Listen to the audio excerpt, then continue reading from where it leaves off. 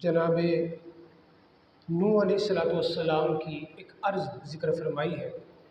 وہ عرض کچھ اس طرح ہے کہ حضرت نوح علیہ السلام نے اللہ تبارک و تعالیٰ کی بارگاہ میں عرض کی تھی کہ مولا انی اعوذ بک ان اسألک ما لیس لی بہ علم، کہ جس چیز کا مجھے علم نہیں ہے اس چیز کے بارے میں سوال کرنے سے میں تیری پناہ مانگتا ہوں۔ تو حضرت نوح علیہ السلام نے اللہ تبارک و تعالیٰ سے تعوذ یعنی ایک پناہ کا سوال کیا، پناہ مانگی۔ اسی طرح حضرت یوسف علیہ السلام نے زلیخا سے کہا تھا کہ معاذ اللہ انہ ربی احسن مثوایا، کہ جب زلیخا نے آپ کو گناہ کی دعوت دی تھی تو اس وقت آپ نے کہا تھا کہ میں اللہ کی پناہ مانگتا ہوں کہ جو میرا محسن ہے، جس نے میری پرورش کی ہے اور جو میرا سارا خرچہ اٹھاتا ہے، کہ میں اس کے گھر والوں کے ساتھ اس طرح کا معاملہ کروں۔ تو آپ نے اللہ کی پناہ وہاں پر مانگی، یہ قرآن مجید میں موجود ہے۔ اسی طرح آپ نے اپنے بھائیوں سے فرمایا تھا کہ معاذ اللہ ان نأخذ الا من وجدنا، کہ آپ نے وہاں پر بھی اللہ تبارک و تعالیٰ سے پناہ مانگنے کا ذکر کیا اپنے بھائیوں کے سامنے بھی، اور آپ نے معاذ اللہ کا لفظ استعمال کیا۔ اسی طرح موسیٰ علیہ السلام کے بھی الفاظ ملتے ہیں قرآن پاک میں، جو آپ نے اپنی قوم سے فرمایا تھا کہ اعوذ باللہ ان اکون من الجاہلین، کہ جاہل لوگوں میں شمار ہونے سے میں اللہ کی پناہ مانگتا ہوں کہ کہیں میں جاہل لوگوں میں سے نہ ہو جاؤں۔ تو آپ کا بھی پناہ مانگنا، تعوذ پڑھنا، اعوذ باللہ پڑھنا بہی مانا، یہ قرآن مجید فرقان حمید کی آیتوں کے اندر موجود ہے۔ اسی طرح آپ ہی کا ایک قول ہے حضرت موسیٰ علیہ السلام کا کہ انی عذت بربی وربکم، کہ میں اپنے اور تمہارے رب سے میں اپنے رب سے پناہ مانگتا ہوں جو میرا بھی رب ہے اور تمہارا بھی رب ہے۔ اسی طرح حضرت مریم رضی اللہ تعالیٰ عنہ کی جو والدہ ہیں، انہوں نے اللہ کی بارگاہ میں یہ دعا کی تھی جب حضرت مریم کی ولادت ہوئی کہ انی اعیدھا بک وذریتھا من الشیطان الرجیم، کہ میں مریم کو اور اس مریم کی آگے آنے والی اولاد کو بھی شیطان رجیم سے اللہ کی پناہ میں دیتی ہوں۔ تو یوں قرآن مجید فرقان حمید کے اندر مختلف انبیاء اور شخصیات کا تعوذ پڑھنا یا اللہ سے پناہ مانگنے کا ذکر موجود ہے۔ نبی کریم صلی اللہ تعالیٰ علیہ وآلہ وسلم کو بھی اللہ تبارک و تعالیٰ نے جو قرآن مجید میں تعلیمات فرمائی، جیسا آپ پڑھتے ہیں قل اعوذ برب الفلق، اسی طرح قل اعوذ برب الناس، یہ جو دونوں صورتیں ہیں ان کو تو کہا بھی معوذتین جاتا ہے کہ دو پناہ مانگے جانے والی صورتیں۔ یہ صورتیں نبی کریم صلی اللہ علیہ وسلم پر وحی کی گئیں، آپ ان کی تلاوت بھی کرتے تھے اور حسن و حسین پر یہ صورتیں پڑھ کر دم بھی فرماتے تھے۔ تو تعوذ پڑھنا یہ اللہ کے محبوبوں کا طریقہ ہے۔ اب رہا یہ کہ اعوذ باللہ من الشیطان الرجیم جو ہم پڑھتے ہیں یہ کیا ہے؟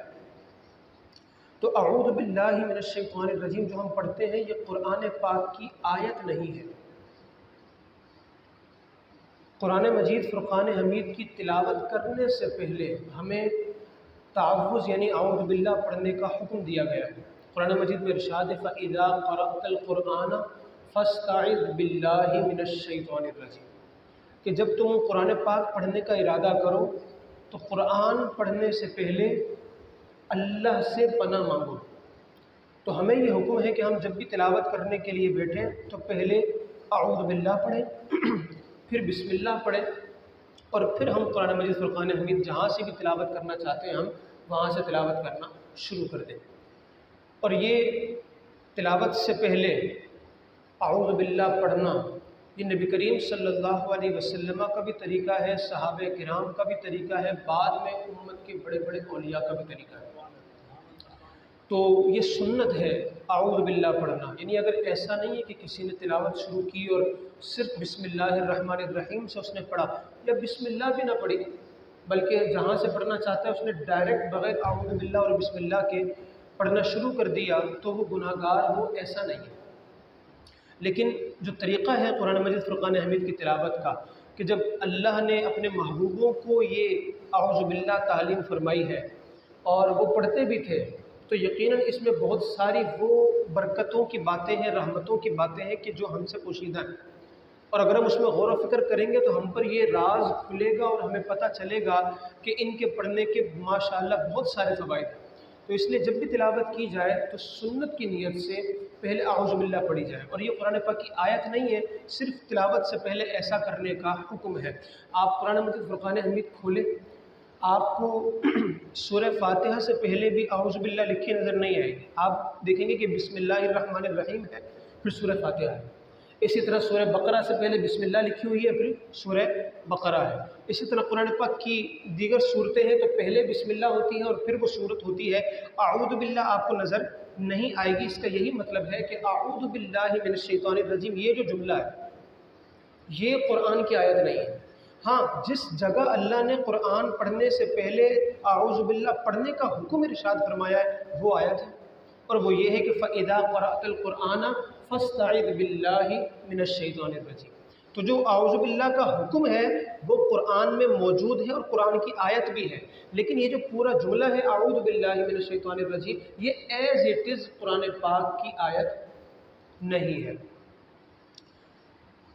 جب ہم وضو کرتے ہیں تو نماز اس کے بعد پڑھتے ہیں، قرآن مجید ہم نے پڑھنا ہو تو اس سے پہلے بھی وضو ہمیں کرنا پڑتا ہے کہ لا یمسہ الا المطہرون، کہ قرآن کو چھونے سے پہلے ہمیں ہر طرح کی ناپاکی سے دور ہونا پڑتا ہے اور اچھے انداز میں، تاکہ پاکی کے ساتھ قرآن مجید فرقان حمید کو چھوا جائے۔ علماء فرماتے ہیں جب بندہ وضو کرتا ہے تو اس کے جسم کی ناپاکی دور ہوتی ہے، اور جب بندہ تلاوت کرنے بیٹھتا ہے اور تلاوت کرنے سے پہلے اعوذ باللہ پڑھ لیتا ہے تو اعوذ باللہ سے اللہ تبارک و تعالیٰ اس کی اندرونی دنیا کو پاک فرما دیتا ہے۔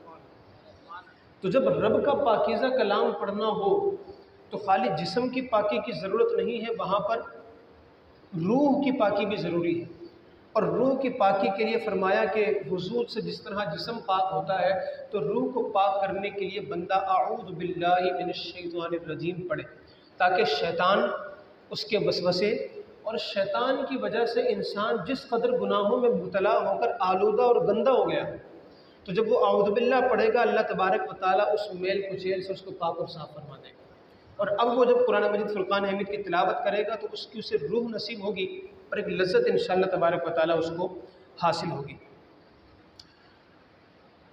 اعوذ باللہ، اس میں جو لفظ ہے اعوذ، اس کے جو روٹ ورڈز ہیں، جو اس کا اصل حروف کہلاتے ہیں، جو اس کا اصل مادہ ہے، وہ 3 حرف ہیں، وہ ہے عین، واو اور ذال، اعوذ۔ تو اس اعوذ کا مطلب ہوتا ہے پناہ پکڑنا یا پناہ لینا۔ تو اعوذ کا مطلب ہے میں اللہ تبارک و تعالیٰ کی پناہ لیتا ہوں، اعوذ میں پناہ لیتا ہوں باللہ اللہ تبارک و تعالیٰ کی۔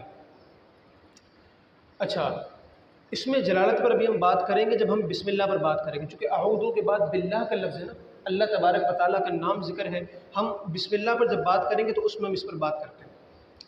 آگے لفظ ہے من الشیطان الرجیم، شیطان کا لفظ ہے کہ میں پناہ لیتا ہوں یا پناہ مانگتا ہوں اللہ تبارک و تعالیٰ کی شیطان مردود سے۔ تو یہ جو لفظ شیطان ہے اس سے مراد ذات ہے، اس سے مراد کیا ہے؟ ذات، یعنی ایسا نہیں ہے کہ شیطان سے مراد ایک کوئی خاص کیفیت ہو یا جو برائی کی قوت ہے صرف اس کو شیطان کہہ دیا جائے، بلکہ شیطان سے مراد ایک ذات ہے پوری جو ایگزسٹ کرتی ہے، اس کا ایک وجود ہے باقاعدہ طور پر، اور اس سے انکار نہیں کیا جا سکتا۔ یعنی اگر کوئی یہ کہے کہ جناب شیطان کوئی وجود نہیں ہے بلکہ ایک کیفیت ہے کہ انسان جو بھی برائی کرتا ہے تو اس برائی کی کیفیت کو شیطانیت کہہ دیا جاتا ہے، تو ایسا نہیں ہے۔ یہ ہمارے عقائد میں یہ بات شامل ہے کہ شیطان کا وجود تسلیم کرنا یہ ہمارے لیے ضروری ہے۔ جو شیطان کے وجود کا انکار کرے گا تو وہ کیا ہو جائے گا؟ دائرہ اسلام سے خارج ہو جائے گا، وہ کافر ہو جائے گا۔ تو شیطان سے مراد کیا ہے؟ اس ایک وجود ہے باقاعدہ طور پر۔ اچھا، شیطان کو جو ابلیس جس کو کہا جاتا ہے اور جس کا اصل نام تو عزازیل تھا، اور پھر اس کو شیطان کہا جانے لگا، تو اس کو شیطان کیوں کہا جاتا ہے؟ دراصل جو شیطان کا جو لفظ ہے اس کے بارے میں دو باتیں ہیں کہ یا تو یہ شطنون سے بنا ہے، یعنی جس طرح ہر حرف کے ایک اصل روٹ ورڈز ہوتے ہیں، جس طرح میں نے آپ کو بتایا کہ جو تعوذ ہے یا اعوذ ہے، اس کے جو روٹ ورڈز ہیں، اصل ورڈز ہیں، وہ کیا ہے؟ اعوذ ہیں۔ اگر آپ عربی کی ڈکشنری اٹھا کر اعوذ باللہ کا معنی دیکھنے جائیں گے تو آپ کو کہیں پر بھی، جیسے ہوتا ہے نا ڈکشنری میں اوپر الفاظ لکھے ہوئے ہوتے ہیں، اوپر چند الفاظ ہوتے ہیں 2-3 جس کے ذریعے آپ اصل لفظ تک پہنچتے ہیں، تو اعوذ کا لفظ آپ کو ڈکشنری کے کسی بھی صفحے پر لکھا ہوا نہیں ملے گا۔ آپ کو اعوذ دیکھنا ہے تو آپ الف والے سیکشن میں نہیں جائیں گے دیکھنے کے لیے، بلکہ کس سیکشن میں جائیں گے؟ عین والے سیکشن میں۔ اور عین والے سیکشن میں بھی آپ ترتیب کے اعتبار سے کہ پہلے الف ہوتا ہے، پھر با، پھر ہوتے ہوتے آخر میں واو کا نمبر آتا ہے، تو عین کے ساتھ الف با کر کے آخر میں جب واو والا سیکشن آئے گا تو عین کے بعد جو واو کا سیکشن ہے آپ اس واو کے سیکشن میں جائیں گے، اور پھر اس کے بعد بھی آپ کو پھر زال کے سیکشن جو ملے گا عین واو زال کا، اس سیکشن میں جانا پڑے گا۔ دین آپ کو یہ اعوذ باللہ کا یا تعوذ کا یا معاذ کا معنی آپ کو وہاں پر نظر آ جائے گا۔ تو اسی طرح جو لفظ شیطان ہے نا، اس شیطان کے بھی جو روٹ ورڈز ہیں وہ یا تو شین طا نون ہے، یا پھر شین یا اور طا ہے، یا تو شطنن ہے یا پھر شیطن ہے۔ شطنن کا مطلب ہوتا ہے دور ہونا۔ کیا ہوتا ہے؟ دور ہونا، کیونکہ شیطان اللہ تبارک و تعالیٰ کی بارگاہ میں بڑا قریب تھا، معلم الملکوت تھا، فرشتوں کا استاد تھا، لیکن اپنی حرکتوں کی وجہ سے اللہ کی بارگاہ سے دور ہوا۔ اللہ کریم نے ارشاد فرمایا، قرآن مجید میں موجود ہے کہ فخرج، کہ تو نکل جا، انکا رجیم۔ اللہ تبارک و تعالیٰ نے اسے دھتکارا اپنی بارگاہ سے، کہ پہلے بڑا قریب تھا لیکن اللہ کی نافرمانی کرنے کی وجہ سے دھتکار دیا گیا، دور ہو گیا، تو دور ہونے کی وجہ سے اس کو کیا کہا جانے لگا؟ شیطان۔ اور اگر ہم شیطن مراد لیتے ہیں، شین یا طا کے شین یا طا سے یہ بنا ہے، تو شیطن کا مطلب ہوتا ہے ہلاک ہونا، برباد ہو جانا۔ اور جو شیطان ہے، اصل جو سب سے پہلے ہلاکت و بربادی کسی کے لیے لکھی گئی تو وہ اسی کے لیے لکھی گئی۔ اللہ کریم نے فرمایا وَإِنَّ عَلَيْكَ اللَّعْنَةَ إِلَىٰ يَوْمِ الدِّينِ، کہ تجھ پر یوم جزا تک، قیامت تک کے لیے کیا ہے؟ لعنت ہے۔ اور خالی خدا کی لعنت نہیں ہے، یہ شیطان وہ ذات ہے کہ جس پر لعنت بھیجنا بھی ثواب ہے۔ نبی کریم علیہ السلام نے پناہ بھی مانگی، لعنت بھی بھیجی، بزرگوں کا بھی طریقہ رہا، اور ہمارے لیے بھی یہ حکم ہے کہ شیطان جس پر اللہ نے قرآن میں لعنت فرمائی ہے، ہم بھی جب بات کریں گے تو شیطان پر ہم لعنت ہی بھیجیں گے۔ اچھا، جو آگے لفظ ہے رجیم، رجیم یہ لفظ رجم سے بنا ہے۔ آپ نے رجم کا لفظ سنا ہوگا کہ جو بدکاری کی ایک سزا ہے، جو شادی شدہ شخص بدکاری کرتا ہے تو اس کو کیا کیا جاتا ہے؟ رجم کیا جاتا ہے۔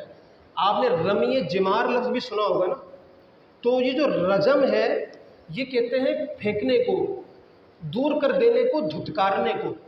تو یہاں پر رجیم کا مطلب ہے بمعنی مرجوم، یعنی شیطان وہ شخص ہے کہ جس کو دھتکارا گیا ہے، اور لعنت کا مطلب بھی دور کرنا ہوتا ہے۔ تو اللہ کی رحمت سے شیطان کیا ہو گیا؟ دور ہو گیا۔ اسی لیے اس کو ملعون کہا جاتا ہے، کہ ملعون وہ ہوتا ہے جو اللہ کی رحمت سے دور ہوتا ہے۔ تو اعوذ باللہ من الشیطان الرجیم، میں پناہ مانگتا ہوں، پناہ لیتا ہوں اللہ تبارک و تعالیٰ کی شیطان مردود سے۔ مردود کا مطلب بھی وہ جو رد کر دیا گیا، دھتکار دیا گیا، تو اسی معنی میں مرجوم کہہ لیں، مردود کہہ لیں، دھتکارا ہوا کہہ لیں، ملعون کہہ لیں، یہ تقریباً ایک قریب المعنی الفاظ ہیں کہ شیطان اللہ تبارک و تعالیٰ کی رحمت سے دور ہے، اللہ کی بارگاہ سے دور ہے، اور ہم اللہ تبارک و تعالیٰ سے کی پناہ مانگتے ہیں شیطان سے۔ اب سوال یہ ہے کہ قرآن پڑھنے سے پہلے شیطان کی پناہ کیوں مانگی گئی، اور وہ بھی اللہ تبارک و تعالیٰ سے کیوں مانگی گئی؟ کہ شیطان سے پناہ چاہیے، وہ بھی اللہ کی چاہیے۔ تو بات یہ ہے کہ جیسا دشمن ہوتا ہے تو ویسی پناہ لی جاتی ہے۔ اگر کوئی عام سا کوئی شخص ہے، ایسے ہی نہ جس کا کوئی مقام و مرتبہ ہے، نہ کوئی اس کی پی آر ہے، نہ کوئی وہ کوئی بہت بڑا کوئی دنیا میں کوئی عہدہ اس کے پاس ہو، اور وہ کہے کہ میں تجھے ماروں گا، تو بعض اوقات تو ہم خود ہی اس کا مقابلہ کر لیتے ہیں کہ ایک عام سا شخص ہے، لیکن بعض اوقات جو شخص ہوتا ہے وہ کہتا ہے کہ نہیں یار، میں اس اکیلے کا بھی مقابلہ نہیں کر سکتا، وہ کسی پولیس والے کے پاس چلا جاتا ہے۔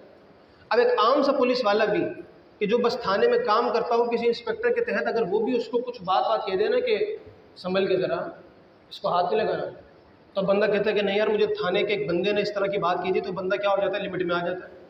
اور اگر کوئی ایسا بندہ ہو کہ جو اسی لیول کا ہو، تو پھر وہاں پر تھانہ نہیں چلتا، وہاں پر اس سے بڑے عہدیدار کے پاس جانا پڑتا ہے، اور بعض اوقات تو دشمن اتنے بڑے ہو جاتے ہیں کہ جو سلطنت کا جو بادشاہ ہوتا ہے اس تک رسائی حاصل کرنی پڑتی ہے۔ تو شیطان وہ ہے کہ جس کی کوئی سلطنت کوئی اس کے لیے رکاوٹ نہیں ہے، کسی بھی طرح کی ذات اس کے لیے رکاوٹ نہیں ہے۔ اس نے جب اللہ کی بارگاہ میں یہ گستاخی کرتے ہوئے کہا تھا کہ میں ان کو بہکاؤں گا، تو اللہ تبارک و تعالیٰ نے یہ نہیں کہ اس کو اختیارات نہ دیے ہوں اور وہ ساری کی ساری اس کی قوتیں اختیارات سلب کر لیے ہوں کہ تو کر نہیں سکتا۔ اللہ نے کہا کہ جب تیری منشا اور طاقت یہی ہے تو ہم بھی تجھے یہی اختیار دیتے ہیں۔ اور پھر اللہ تبارک و تعالیٰ نے اس کو ایسا اختیار دیا کہ شیطان اور اس کی ذریت ہماری آج رگوں کے اندر دوڑتی ہے۔ میرے آقا کریم صلی اللہ علیہ وسلم نے فرمایا شیطان رگوں میں تمہارے خون کے ساتھ دوڑتا ہے۔ تو اللہ تبارک و تعالیٰ نے شیطان کو اس قدر پاور دی، اور وہ ہم کو وہاں سے دیکھ سکتا ہے جہاں سے ہم اسے نہیں دیکھ سکتے۔ ہم نہیں دیکھ سکتے، دشمن ہمارا پکا ہے وہ، اور وہ ہم کو ہر لمحہ دیکھ سکتا ہے، ہر جگہ پر دیکھ سکتا ہے۔ تو اب جو ایسا دشمن ہو کہ جس نے باقاعدہ جس کی زندگی کا جو مقصد ہے، قیامت تک جو شیطان کو زندگی مل گئی، وہ مقصد صرف اور صرف یہی ہے کہ لوگوں کے بہکاؤں گا اور میں ان کو اللہ کی راہ سے ہٹا کر جہنم کا حقدار کر دوں گا۔ تو جو اتنا سخت دشمن تھا، تو جب بندہ اللہ کی بارگاہ میں آنے لگا تو پھر اس نے پناہ بھی اللہ کی مانگی، کیونکہ اب کسی اور سے پناہ نہیں مانگی جانی بلکہ اللہ تبارک و تعالیٰ سے مانگنی ہے، کیونکہ جس نے شیطان کو یہ اختیار دیا کہ وہ اللہ تبارک و تعالیٰ کی دی ہوئی طاقت سے بندوں کو گمراہ کرنے کے لیے ایڑی چوٹی کا زور لگا رہا ہے، تو اگر کوئی بچے گا تو پھر وہ اللہ کی جائے پناہ میں آئے گا، تو پھر شیطان مردود سے بچے گا۔ تو یہی وجہ ہے کہ جب قرآن مجید فرقان حمید کی تلاوت کی جائے یا اور بھی کوئی ایسا معاملہ ہو کہ جب آپ کو وسوسے آئیں، جب آپ نماز پڑھنے کے لیے کھڑے ہو رہے ہیں اور آپ کو اس وقت وسوسے آ رہے ہیں، یا زندگی میں ویسے بھی آپ کو دین کے معاملے میں، خدا کے معاملے میں، مصطفیٰ کے معاملے میں، قرآن کے معاملے میں، انبیاء کے معاملے میں، فرشتوں کے معاملے میں، دین کے کسی بھی طرح کے معاملے میں جب آپ کو عجیب و غریب وسوسے آنا شروع ہو جائیں کہ جہاں پر انسان کہتا ہے کہ مجھے سمجھ میں نہیں آ رہا، بے چینی بڑھ گئی ہے، تو وہاں پر اس کا ورد کرنا چاہیے۔ اللہ تبارک و تعالی ہماری اس شیطان سے حفاظت فرمائے گا۔ ایک صوفیانہ نکتہ اعوذ باللہ من الشیطان الرجیم میں علماء یہ بھی بیان کرتے ہیں کہ یہاں پر شیطان سے ذات تو مراد ہے ہی ہے، کہ شیطان جو ابلیس ہے، عزازیل جس کا نام ہے، اور جن ہے۔ یہ بھی ایک بات میں ذکر کرتا چلوں کہ جو شیطان ہے وہ فرشتہ نہیں تھا کہ وہ فرشتہ تھا جناب اور پھر اس نے یہ معاملہ کیا، حضرت آدم کو سجدہ نہیں کیا تو پھر اسے زمین پر بھیج دیا گیا اور آج وہ لوگوں کو گمراہ کرتا پھرتا ہے۔ شیطان فرشتہ نہیں تھا، شیطان جن تھا۔ قرآن مجید فرقان حمید میں موجود ہے وَكَانَ مِنَ الْجِنِّ، شیطان ایک جن ہے۔ تو جو شیطان جن ہے تو اس جن ہونے پر شیطان کے ایمان لانا یہ ہمارے لیے بھی ضروری ہے۔ اب اگر کوئی شیطان کے جن ہونے کا انکار کرے یا پھر سرے سے جنات کا انکار کرے کہ جنات کا وجود ہوتا ہی کچھ نہیں ہے، جنات جس طرح آج کل کا جو ایک لفظ لگا کے کہا جاتا ہے کہ یار اس پڑھے لکھے دور میں تم یہ باتیں کرتے ہو، اور ہوتا یہ ہے کہ جب ان پڑھے لکھے لوگوں کے ساتھ کوئی پیرا نارمل ایکٹیویٹی ہو جاتی ہے نا تو ان سے زیادہ دماغ کسی کا کھسکتا بھی نہیں ہے۔ سب سے زیادہ یہی لوگ ہم دیکھتے ہیں کہ بھائی عام لوگ، میں آپ کو ایک عام شخص کی مثال دوں، ایک عام شخص وہ صبح فجر کی نماز کے لیے آ رہا ہے اور اس نے اپنے آگے پیچھے سے کوئی آواز سنی، اس کو کوئی پکار رہا ہے یا اس کے سامنے کتا آ گیا اور بولنا شروع کر دیا، ظاہر سی بات ہے ایک پیرا نارمل ایکٹیویٹی ہے نا، ایک نارمل حالت تو نہیں ہے، اس کو نظر ہی نہیں آ رہا کوئی بندہ اور اس کو آواز آ رہی ہے اور بڑی بھررائی ہوئی اور بڑی ڈراؤنی آواز ہے۔ تو ایسے شخص عموماً وہ ان چیزوں سے اتنا ڈرتے نہیں ہیں کیونکہ وہ ان کا ان چیزوں پر ایمان ہوتا ہے۔ ہمیں تو نبی کریم صلی اللہ علیہ وسلم اور ان کے اصحاب اور جو بزرگان دین نے کتابوں کے اندر جنات کے تعارف میں بات لکھی تو ہمیں تو یہ بتایا گیا کہ ایک انسان پیدا ہوتا ہے تو 9 جنات پیدا ہوتے ہیں، اور فرمایا کہ اگر یہ جنات ظاہر ہو جائے نا تو سورج کی روشنی نظر نہیں آئے گی، سورج کی روشنی نظر نہیں آئے گی، کسی سائبان کی کسی چھت کی ہم کو ضرورت نہیں پڑے گی۔ اس قدر تعداد، آپ سوچیں نا کہ آپ بھی جتنے حضرات ہیں ابھی آپ ہی کی تعداد کو 9 گنا کر دیں تو مسجد میں نہیں سما سکتے، تو سوچیں یہی جنات تو موجود ہیں نا، اور کہاں ہیں؟ ہمارے درمیان، ہمارے گھروں میں رہتے ہیں، ہمارے ساتھ کھاتے پیتے، سارے معاملات ان کے موجود ہیں۔ تو جنات پر ایمان لانا یہ ضروری چیز ہے کہ جنات کا وجود باقاعدہ طور پر ہے، اور اللہ تبارک و تعالیٰ نے ان کو طاقت دی ہے کہ یہ مختلف قسم کے روپ اختیار کر سکتے ہیں، اور جو شیطان ہے خود اس شیطان کے پاس بھی اتنی پاور ہے کہ یہ انسان کی شکل میں آتا ہے اور کئی جگہوں پر آیا ہے، جس کا اگر آپ نبی کریم صلی اللہ علیہ وسلم کی زندگی میں مطالعہ کریں، خاص طور پہ جنگ بدر کے واقعات کے اندر اگر آپ پڑھیں گے تو آپ کو وہاں نظر آئے گا کہ شیطان کس کس طرح شکل میں آیا۔ ہجرت کے موقع پر نبی کریم صلی اللہ علیہ وسلم کو جب شہید کرنے کا معاملہ تھا تو اس وقت بھی شیطان باقاعدہ انسانی شکل میں آیا تھا، اور مکے کے جو کفار تھے ان کے ساتھ بیٹھ کر باقاعدہ اس کی میٹنگ ہوئی تھی۔ تو اللہ نے یہ پاور جنات کو بہرحال عطا فرمائی ہے۔ اور جس طرح انسان یہ مسلمان بھی ہوتا ہے، کافر بھی ہوتا ہے، اسی طرح جنات بھی مسلمان بھی ہوتے ہیں، کافر بھی ہوتے ہیں۔ اور جس طرح انسانوں کو اللہ تبارک و تعالیٰ نے احکامات کا پابند کیا ہے، اسی طرح جنات کو بھی پابند کیا۔ اللہ کریم نے فرمایا وَمَا خَلَقْتُ الْجِنَّ وَالْإِنسَ إِلَّا لِيَعْبُدُونِ، میں نے جنات اور انسانوں کو پیدا ہی اسی لیے کیا ہے کہ وہ میری عبادت کریں۔ تو جنات کا جو وجود ہے اس پر بہرحال ایمان لانا ضروری ہے۔ ایک تفسیر علماء نے اس کی یہ بھی کی ہے کہ یہاں پر شیطان سے مراد ہر وہ چیز ہے جو سرکش ہو۔ کیا ہو؟ سرکش ہو۔ جس طرح آپ نے دیکھا ہوگا کہ جو بعض بچے بڑے شرارتی ہوتے ہیں نا، ٹک کے بیٹھنے والے نہیں ہوتے، یہ توڑا، وہ گرایا، ادھر کودے، ادھر پالا، کسی کی بات نہیں سنی، تو ان کو بھی کیا کہتے ہیں؟ شیطان کہہ دیا جاتا ہے، اگرچہ کہنا نہیں چاہیے لیکن کیا کہتے ہیں؟ شیطان، کیونکہ وہ کیا ہوتا ہے؟ سرکش بچہ ہوتا ہے نا، یعنی وہ کسی کی پکڑ میں نہیں آ رہا ہوتا۔ ایک مرتبہ سیدنا عمر فاروق اعظم رضی اللہ تعالیٰ عنہ کسی جانور پہ سوار ہو گئے، جانوروں پہ سواریاں ہوتی تھی، تو وہ جانور جو نا بہت بدکے، قابو میں نہ آیا، آپ نے بڑی نکیل وکیل اس کی کھینچی مگر وہ ٹک کے نہیں تھا، کبھی ادھر اچھلے کبھی ادھر اچھلے، کبھی گرانے کی کوشش کرے، تو آپ اس سواری سے اترے، آپ نے کہا کہ شیطان ہے یہ، کیونکہ وہ اچھل کود کر رہا تھا نا، سرکش تھا۔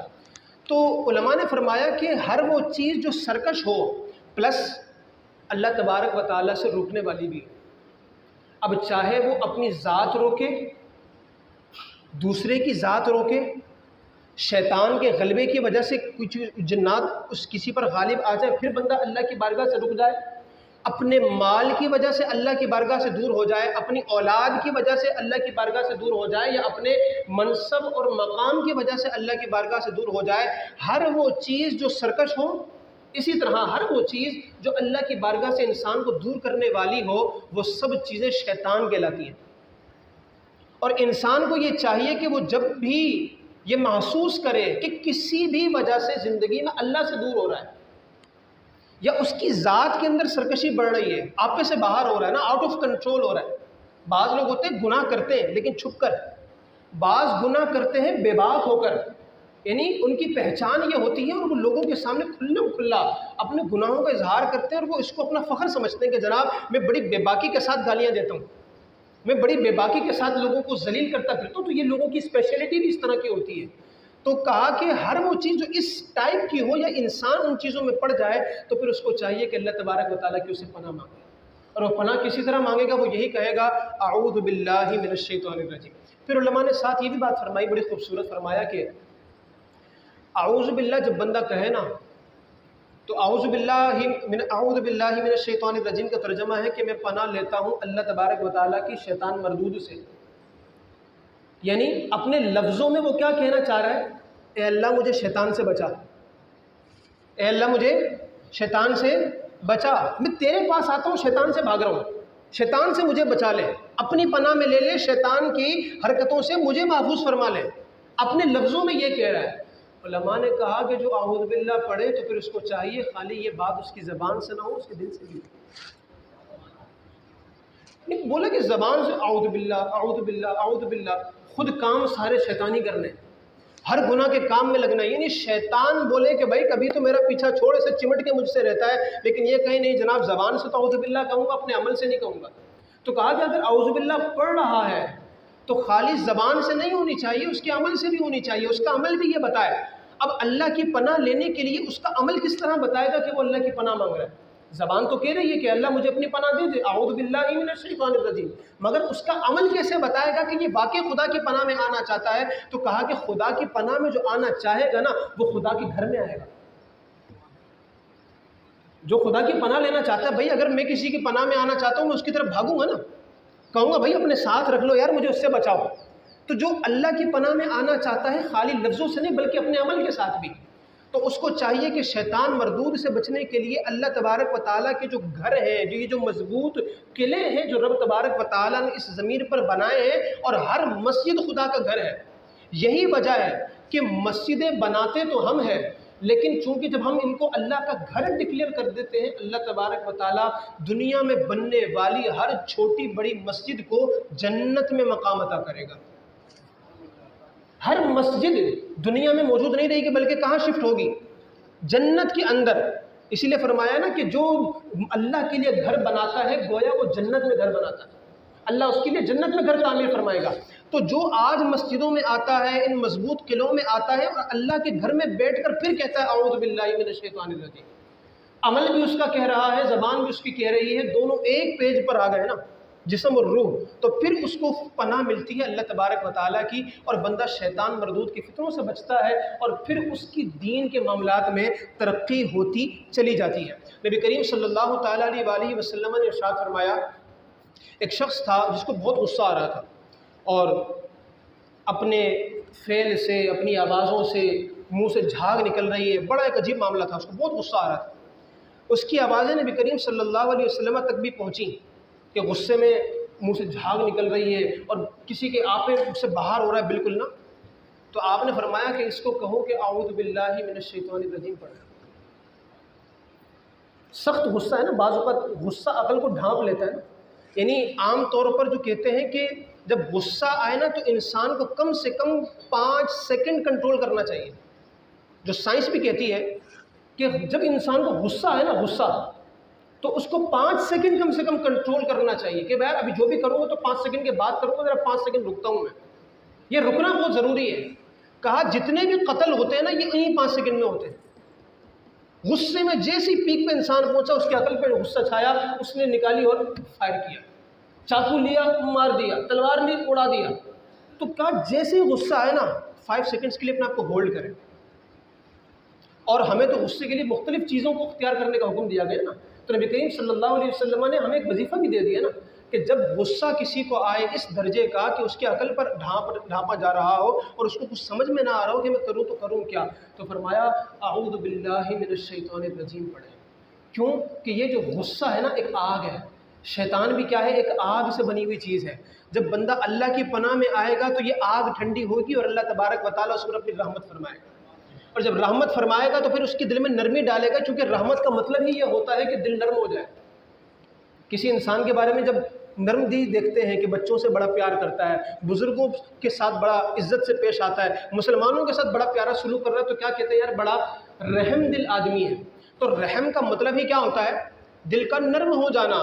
تو جب بندہ اللہ تبارک و تعالیٰ سے پناہ مانگے گا تو اللہ تبارک و تعالیٰ اس کو دل کی نرمی بھی عطا فرمائے گا۔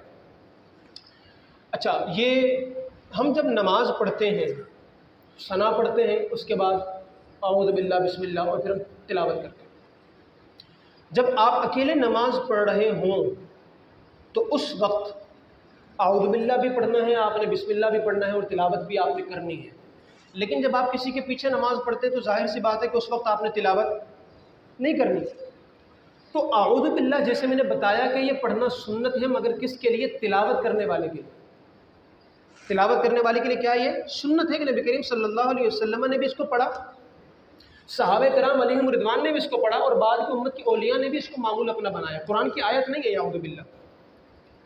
تو جب نماز میں ہمیں قراءت کرنی ہے تو اس وقت اعوذ باللہ بسم اللہ بھی پڑھنی ہے، اور جب قراءت نہیں کرنی تو اعوذ باللہ بسم اللہ بھی نہیں پڑھنی۔ تو جو مقتدی ہے اس نے صرف کیا پڑھنی ہے؟ ثنا، اور ثنا پڑھ کے اس نے خاموش ہو جانا ہے۔ لیکن جو اپنی نماز پڑھ رہا ہے یا امام ہے تو وہ پھر کیا پڑھیں گے؟ ثنا پڑھنے کے بعد اعوذ باللہ بھی پڑھیں گے، بسم اللہ بھی پڑھیں گے، اور پھر پوری باقاعدہ طور پر تلاوت کریں گے۔ تو اعوذ باللہ من الشیطان الرجیم یہ پڑھنے کا معمول بنانا چاہیے، بڑا زبردست قسم کا ورد ہے، اور یہ اللہ کے نبیوں کا اور ولیوں کا طریقہ بھی رہا ہے، اور ہمیں بھی یہ پڑھنے کی تعلیم فرمائی گئی ہے۔ یہ تو مکمل ہوئی ہماری اعوذ باللہ من الشیطان الرجیم پر ایک گفتگو۔ اب بسم اللہ الرحمن الرحیم، یہ جو بسم اللہ الرحمن الرحیم ہے یہ قرآن مجید فرقان حمید کی آیت ہے، پوری ایک آیت ہے، الگ جدا سے ایک آیت ہے بسم اللہ الرحمن الرحیم، لیکن یہ کسی سورت کا حصہ نہیں ہے۔ ایک جگہ پر جہاں پر حضرت سلیمان علیہ السلام نے بلقیس کو خط لکھا تھا، اور جو قرآن مجید میں جس کا ذکر موجود ہے، تو وہاں پر یہ الفاظ ہیں اِنَّهُ مِن سُلَيْمَانَ وَإِنَّهُ بِسْمِ اللَّهِ الرحمن الرحیم، کہ یہ جو خط ہے یہ سلیمان کی طرف سے ہے، اور اللہ رحمان الرحیم کے نام سے برکت لیتے ہوئے سلیمان نے یہ خط شروع کیا ہے اور لکھا ہے اور تمہیں بھیجا ہے۔ تو وہاں پر یہ جو بسم اللہ الرحمن الرحیم ہے وہ تو آیت کا حصہ ہے، لیکن بسم اللہ الرحمن الرحیم ایک جدا سے ایک پوری آیت ہے جو ہر سورت کے ساتھ نازل ہوا کرتی تھی، اور باقاعدہ طور پر نبی کریم صلی اللہ تعالیٰ علیہ وآلہ وسلم جب بھی کسی سورت کو شروع فرماتے تھے تو اس کی ابتدا میں آپ بسم اللہ الرحمن الرحیم بھی پڑھتے تھے۔ یہ ہر سورت کی ابتدا میں کیا ہوتی تھی؟ نازل ہوتی تھی، لیکن کسی سورت کا باقاعدہ طور پر یہ حصہ نہیں ہے۔ اب بسم اللہ الرحمن الرحیم قرآن کی تلاوت سے پہلے پڑھنے کا حکم کیوں ہے، یا مختلف جائز کاموں سے پہلے بسم اللہ الرحمن الرحیم پڑھنے کا حکم کیوں ہے؟ اس کی وجہ دراصل یہ ہے کہ جو کافر تھے، مکے کے مشرک تھے، وہ چونکہ بتوں کی پوجا کرتے تھے، تو ان کے بت تھے، کسی کا نام لات تھا، کسی کا عزا تھا، کسی کا منات تھا، اور بھی کافی سارے بت تھے۔ تو وہ جب کوئی کام شروع کرنے لگتے تھے تو پہلے بتوں کا نام لیتے تھے، کہتے تھے بسم اللات والعزا، یعنی لات جو ایک بت ہے، اسی طرح عزا جو ایک بت ہے، اس کے نام سے ہم اپنے کام کی ابتدا کرتے ہیں، شروعات کرتے ہیں۔ تو چونکہ کافروں کا طریقہ تھا کہ اپنے بتوں کا نام لیتے تھے جن کو وہ معبود سمجھتے تھے، تو ہمیں بھی یہ حکم دیا گیا کہ تم بھی جب کوئی کام شروع کرو، اور خاص طور پر قرآن مجید کی جب تم نے تلاوت کرنی ہے، تو اس سے پہلے جو حقیقی معبود ہے، ون اینڈ اونلی اللہ تبارک و تعالیٰ ہے، وحدہ لا شریک ہے، تم نے بھی اسی کے نام سے ابتدا کر کے قرآن بھی پڑھنا ہے، اور اپنے تمام کاموں میں اسی کے ذریعے تم نے ابتدا کرنی ہے۔ اچھا، یہ جو بسم اللہ الرحمن الرحیم ہے، بعض لوگوں نے اس کا ترجمہ کیا ہے شروع کرتا ہوں اللہ کے نام سے۔ اردو کے بعض تراجم میں آپ کو جب آپ کھولیں گے وہ قرآن تو آپ کو نظر آئے گا شروع کرتا ہوں اللہ کے نام سے۔ اور اعلیٰ حضرت امام اہل سنت الشاہ امام محمد رضا خان رحمۃ اللہ تعالیٰ علیہ نے جو اس آیت کا ترجمہ کیا وہ کیا اللہ کے نام سے شروع کرتا ہوں۔ دراصل اس میں دو باتیں ہیں۔ ایک بات تو یہ ہے کہ اعلیٰ حضرت رحمۃ اللہ تعالیٰ علیہ کی اردو دانی اور اردو جملوں کا جو ربط ہے، اردو لغت جو جانتا ہے اور اردو جملوں کا جو ربط ہوتا ہے، وہ اعلیٰ حضرت کا کمال تھا۔ اور دوسرا، اعلیٰ حضرت کا ادب بھی کمال تھا، اعلیٰ حضرت کا ادب بھی کمال تھا کہ جب آپ نے بسم اللہ کا ترجمہ کیا تو یہ نہیں کیا کہ شروع کرتا ہوں اللہ کے نام سے، بلکہ آپ نے شروع لفظ کو بھی بعد میں رکھا، پہلے خدا کا نام ذکر کیا، اللہ کے نام سے شروع کرتا ہوں۔ اور دوسری بات یہ کہ جب اردو کے اندر عربی میں یہ اسلوب ہے کہ عربی کا جو جملہ ہے وہ فعل سے شروع ہوتا ہے۔ کس سے شروع ہوتا ہے؟ فعل سے۔ جیسے ضرب زید، مارا زید نے، ضرب ورب ہے عربی کا، مارا، اور زید اس کا فاعل ہے، کرنے والا ہے۔ تو عربی کے اندر جملہ شروع ہوتا ہے فعل سے، لیکن اردو میں ہم جب بات کرتے ہیں تو پھر وہاں پر جب ہم ترجمہ کرنے کی طرف جاتے ہیں تو ہم پھر پہلے فعل کا ترجمہ نہیں کرتے، ہم پہلے فاعل کا ترجمہ کرتے ہیں۔